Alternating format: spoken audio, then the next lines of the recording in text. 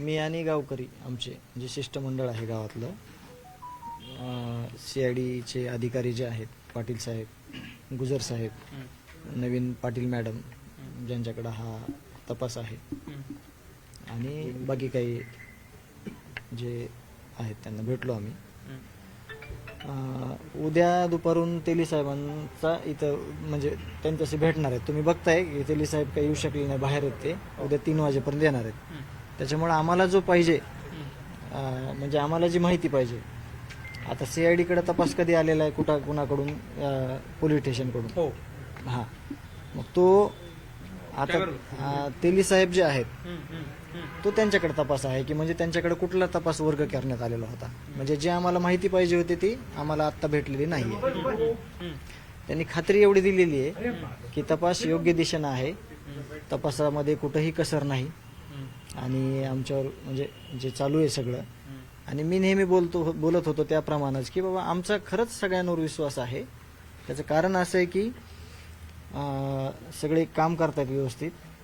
फक्त आमचं आजचा पण प्रश्न काय आहे की आता मी स्पष्ट करतो ते की आत्ता देखील आम्हाला असं कुठली गोष्ट समजली नाही की काय चालू आहे. मग ज्यावेळेस तेली साहेब येतील त्यावेळेस आम्हाला उद्या समजेल की काय कुठपर्यंत कसा तपास आहे. आणि ज्या आमच्या काही रिक्वायरमेंट होत्या ज्या की त्यांना माहीत नव्हत्या त्या मी सगळ्या त्यांना लेखी स्वरूपात दिल्यात की म्हणजे तपासामध्ये काय काय पाहिजे होतं किंवा तुमच्याकडे आलंय का नाही, तर ते मी त्यांना देऊन टाकलं. उद्या जे काय आंदोलन तुम्ही पुकारलेलं आहे म्हणजे गावकऱ्यांनी ते होणार आहे. मी गावकऱ्यांना विनंती केली की समजा आंदोलन आपण सकाळी तुम्ही करताना चालू, तेली साहेब आले तर मग त्याच गावकऱ्यांना इथं कसं बोलणार, आपण काय करणार. म्हणून सगळ्यांना विचारात घेऊन उद्याचं जे आंदोलन आहे सकाळचं गावकऱ्यांचं, त्यांना मी सांगितलं की उद्याच्या दिवसापुरतं तुम्ही 1 दिवस पोस्टपोन करा.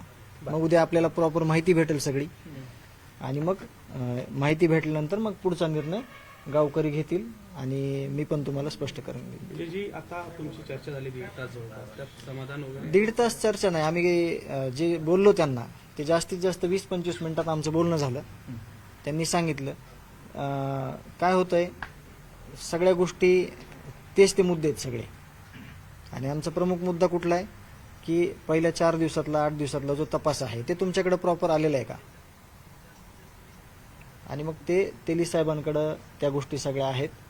ते उद्या येतील, आम्हाला बोलवतील, ह्याच पद्धतीनं आम्ही येऊ. आणि एवढंच सांगतो, हां मी एवढंच सांगू इच्छितो म्हणजे पहिल्या डे 1 पासून मी हे सांगतोय की तपास आम्ही त्यांच्यावर विश्वास व्यक्त केलेला आहे की तपास योग्य रीतीनं चालू आहे. ते पण आम्हाला विश्वास देत आहेत की तपास चांगल्या पद्धतीनं चालू आहे. कुठंही कुणाला कुठं सोडलं जाणार नाही. जे आरोपी आहेत, जे कारस्थान करणारे आहेत, त्यांना कुणालाही सोडलं जाणार नाही. आणि त्याच म्हणजे त्याच गोष्टीवर आम्ही पण पुढं करतोय आमचं. पण तुम्ही सकाळी जे आंदोलन केलं होतं त्या आंदोलनानंतर मुख्यमंत्र्यांशी तुमचं बोलणं झालं, नेमकं काय होतं? मुख्यमंत्र्यांनी तुम्हाला काय आश्वासन? नाही झालं बोलणं माझं. नाही झालं? नाही, माझ्या मुख्यमंत्र्यांसोबत नाही बोलणं. त्यांनी पोलीस अधीक्षक आणि CIDच्या ऑफिसरला फोन केला. पण जे सकाळी आंदोलन झालं त्याचे परिणाम असे काही झाले का की राज्य सरकार असेल कुठतरी बोललं असेल? त्यांनी फोन केला ना, मुख्यमंत्री साहेबांना CIDच्या ऑफिसरांना फोन केला आणि SP साहेबांना फोन केला. मग त्यांनी सांगितलं असेल की काय तपासात म्हणजे काय माहिती करून द्यायची आहे कुटुंबाला वगैरे.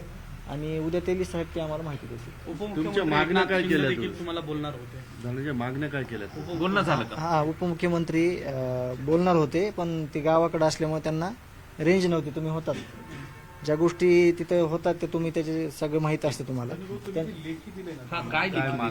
लेखी म्हणजे असं काही निवेदन वगैरे नाही, काही गोष्टी आहेत किंवा ज्या तुमच्याकडे असतील किंवा नसतील पण आमच्याकडे आहेत, त्याच्यात तुम्ही तपास करा. त्यांना थोडं मागणी पुरावे नाहीत, काहीच नाही, फक्त चर्चा केली आम्ही की हे एखादी गोष्ट त्याच्यातनं नजरचुकीनं समजा तुम्ही ह्या व्यक्तीला पण एखाद्या विशिष्ट फोन आला होता त्याची तपासणी झाली आहे का, अशा काही गोष्टी बोललो मी.